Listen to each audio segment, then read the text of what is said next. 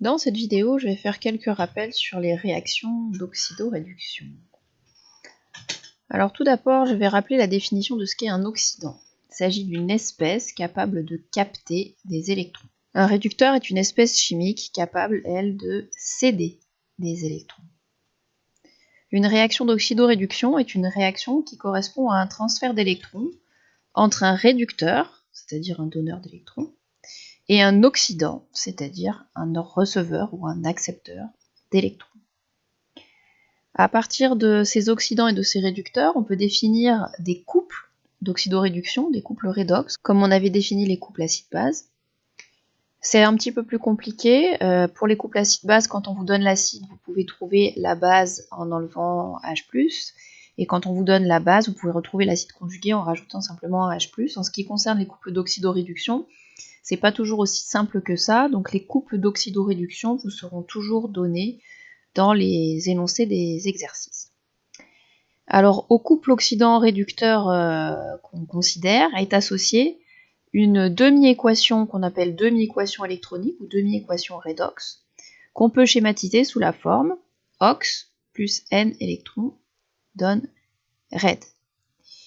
Cette demi-équation correspond donc à un couple oxydant-réducteur, et je rappelle qu'un couple oxydant-réducteur, on écrit d'abord l'oxydant, puis le réducteur. Comme pour le couple acide-base, on écrit d'abord l'acide, et ensuite la base. À partir de cette notation symbolique du couple acide-base sous forme de demi-équation électronique, on va pouvoir retrouver toutes les définitions des notions de vocabulaire qui concernent ce chapitre.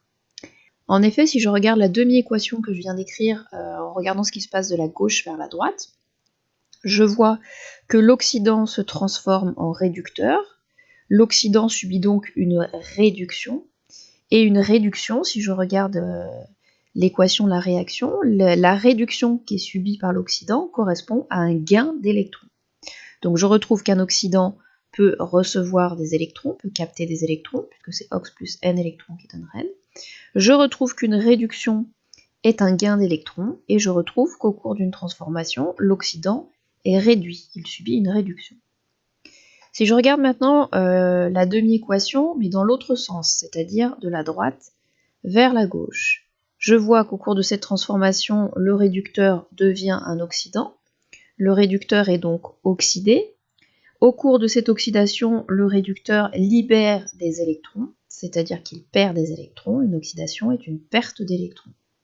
Donc là aussi uniquement avec la petite notation symbolique ox plus n électrons donne red, je retrouve l'autre partie des définitions concernant le chapitre redox, à savoir un réducteur va pouvoir donner des électrons, un réducteur subit une oxydation est une perte d'électrons, et un réducteur est oxydé.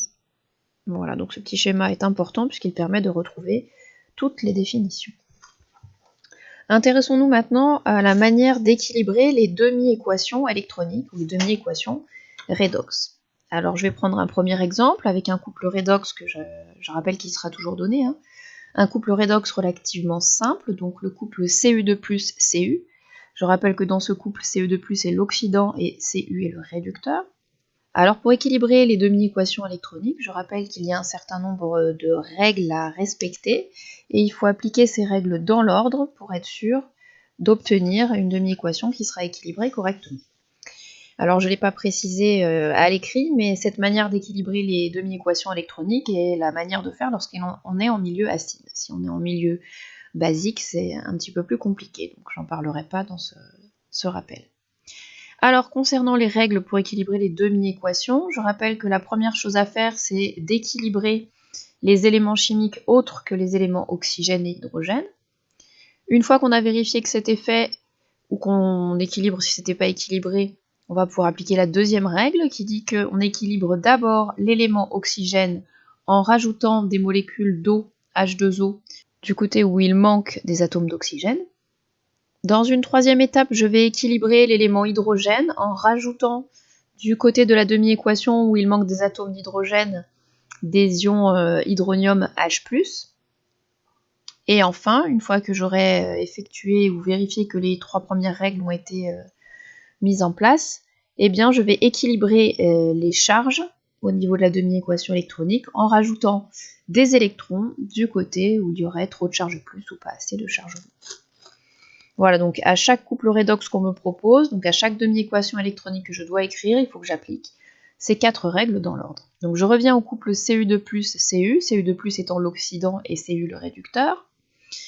J'écris une ébauche de demi-équation électronique en décrivant l'oxydant d'un côté, le réducteur de l'autre. Pour l'instant, on verra qu'il y a peu d'importance dans le sens dans lequel on va écrire la demi-équation redox. Ça n'aura d'importance que quand on écrira l'équation bilan tout à l'heure. Donc j'écris Cu2+ donne Cu, et j'applique la première règle. La première règle dit qu'il faut que j'équilibre les éléments chimiques autres qu'oxygène et hydrogène. Ici, l'autre élément, c'est le cuivre. Le cuivre est équilibré puisqu'il y a un atome de cuivre de chaque côté du signe égal. Je continue, règle numéro 2, j'équilibre l'élément oxygène en rajoutant H2O du côté où il y en a besoin. Il n'y a pas d'élément oxygène, donc je passe à la règle suivante. J'équilibre l'élément hydrogène avec H+, pas d'atome d'hydrogène, donc je passe à la règle suivante. J'équilibre les charges en rajoutant des électrons. Cette fois-ci, j'ai à gauche 2 charges plus, à droite quelque chose d'électriquement neutre. Il faut donc que je rajoute 2 électrons à gauche du signe égal pour que la demi-équation électronique soit équilibrée au niveau des charges. Donc voilà pour une première demi-équation électronique relativement simple. Prenons un deuxième exemple avec le couple MnO4- Mn2+, donc l'ion permanganate et l'ion manganèse 2. Pour équilibrer cette demi-équation, je commence par écrire l'ébauche de demi-équation, donc MnO4- donne Mn2+. Première règle, j'équilibre les éléments autres que O et H. Ici, il n'y a que l'élément manganèse qui correspond à cette règle-là, mais il est déjà équilibré, donc je passe à la règle suivante. J'équilibre l'élément oxygène en rajoutant de l'eau du côté où il manque des oxygènes. Donc là, je vois qu'à gauche, il y a 4 oxygènes. À droite, il en faut donc 4 autres. Donc je vais rajouter 4 molécules d'eau au niveau des produits de cette demi-équation électronique. Règle suivante, j'équilibre l'élément hydrogène en rajoutant des H+, du côté où il manque de l'hydrogène. Donc je regarde l'ébauche de demi-équation, je vois qu'il y a 8 hydrogènes dans le membre de droite, il me faut donc 8 hydrogènes à gauche, je rajoute 8 H+. Et dernière règle, il faut que j'équilibre les charges avec les électrons. Ici, nous avons 8 charges plus et une charge moins, donc 7 charges plus à gauche. Nous avons 2 charges plus à droite pour pouvoir équilibrer. Comme j'ai 5 charges de trop à gauche, je vais rajouter 5 électrons à gauche. Et la demi-équation va donc être 8H+, plus 5 électrons, plus MnO4- donne Mn2+, plus 4H2O. Prenons un dernier exemple pour équilibrer des demi-équations électroniques. Exemple là encore un petit peu plus compliqué. On s'intéresse au couple Cr2O7-2-, Cr3+. J'écris l'ébauche de demi-équation électronique en écrivant Cr2O7-2- donne Cr3+. Première règle, j'équilibre les éléments autres que O et H. Il faut que j'équilibre l'élément chrome. Il y a 2 atomes de chrome à gauche, il faut qu'il y en ait 2 à droite, donc je mets un coefficient 2 devant Cr3+. J'équilibre ensuite l'oxygène en rajoutant H2O, cette fois-ci à droite. J'ai 7 oxygènes à gauche, il me faut 7 H2O à droite. Le fait d'avoir ajouté ces 7 H2O fait que j'ai 14 H+ à droite et le fait d'avoir équilibré avec 7 H2O fait que j'ai 14 atomes d'hydrogène à droite, que j'en ai pas à gauche, donc à gauche il faut donc que je rajoute 14 H+, après la règle numéro 3. Règle numéro 4, j'équilibre les charges en rajoutant des électrons du côté qui correspond. Alors je regarde, membre de gauche, j'ai 14 plus et 2 moins, donc ça me fait 12 plus. À droite, j'ai 2 fois 3 plus, donc 6 plus. Il faut donc 6 électrons dans le membre de gauche pour que globalement il y ait 6 charges plus à gauche et 6 charges plus à droite. Voilà pour les demi-équations électroniques. Lorsqu'une réaction d'oxydoréduction a lieu, elle a lieu entre un oxydant d'un couple et le réducteur d'un autre couple.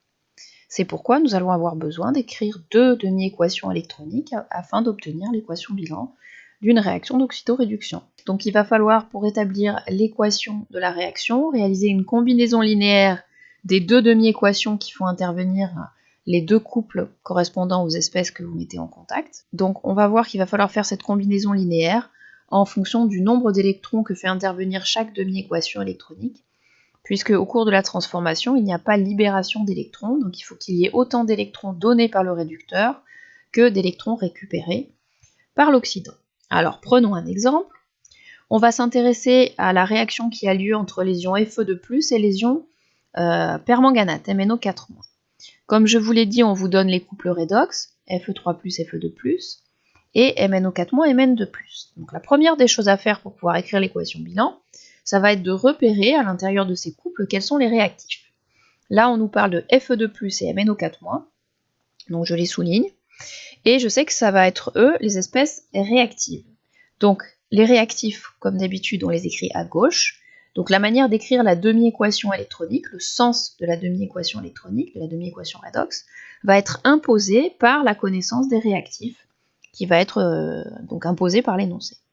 Donc j'écris la première demi-équation électronique, qui correspond au couple Fe3+, Fe2+, mais je l'écris avec Fe2+, en tant que réactif.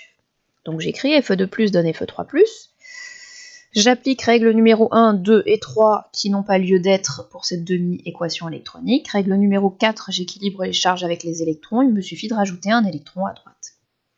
Deuxième demi-équation électronique, je choisis MnO4- en tant que réactif puisque c'est l'énoncé qui me l'impose, donc j'écris la demi-équation dans le sens MnO4- donne Mn2+. J'applique la règle numéro 1 qui n'a pas lieu d'être ici, règle numéro 2, je rajoute 4H2O à droite, règle numéro 3, je rajoute 8H+, à gauche, et enfin, règle numéro 4, je rajoute 5 électrons à gauche. C'est la même demi-équation que celle que nous avions établie tout à l'heure.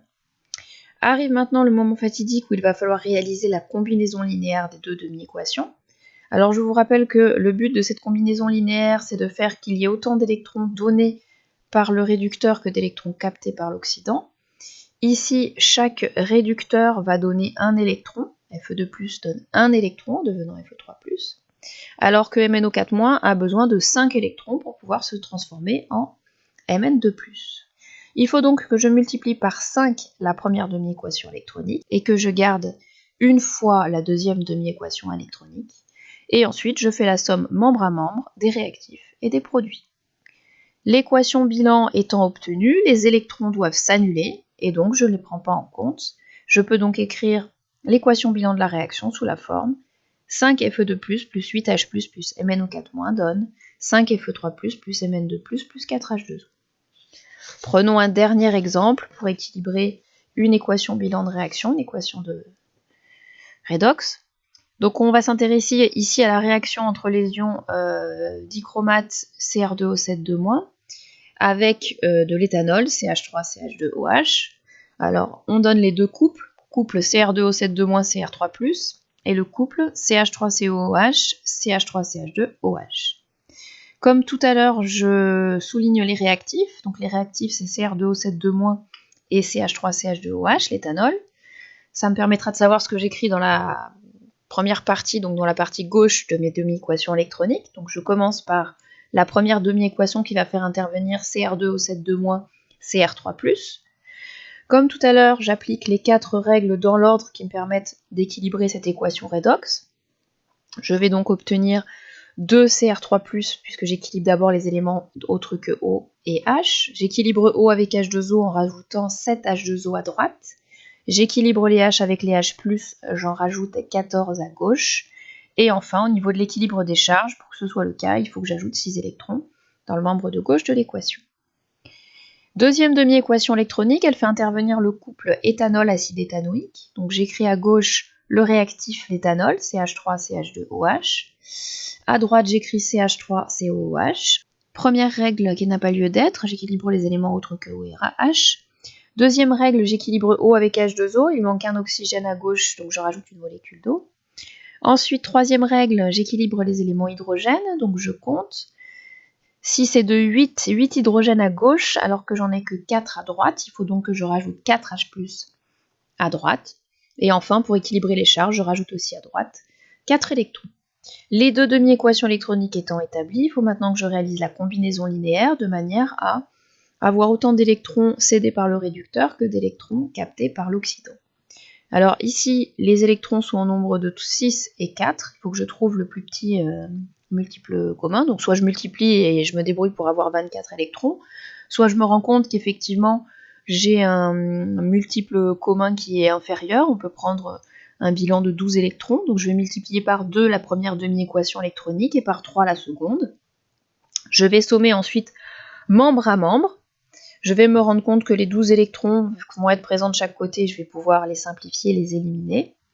Et ensuite, il y a des petites simplifications à faire puisque il y a des ions hydronium H+, à gauche et à droite de l'équation bilan, donc je vais les simplifier. Et même chose pour les molécules d'eau, H2O, qui sont présentes en tant que réactif et en tant que produit. Et au final, on a établi l'équation redox qui correspond à la combinaison linéaire des deux demi-équations. J'espère que cette vidéo aura permis de rafraîchir un certain nombre de souvenirs sur les réactions redox qui vont être utilisées dans le cours de terminale spé, notamment dans la partie qui concerne les piles électrochimiques.